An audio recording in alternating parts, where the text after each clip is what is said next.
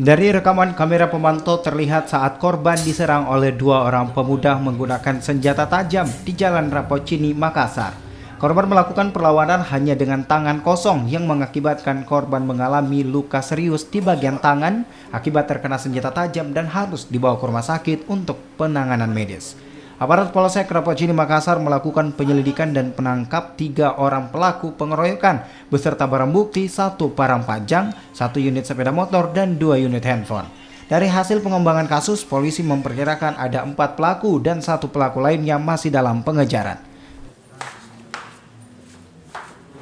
Baru 3 yang ditangkap. Pelaku utama yang membawa parang yang memerangi korban yang pertama ditangkap kebetulan seluruh tersangka yang ditangkap pada jam 19.00 itu semua berada di wilayah Rapocini.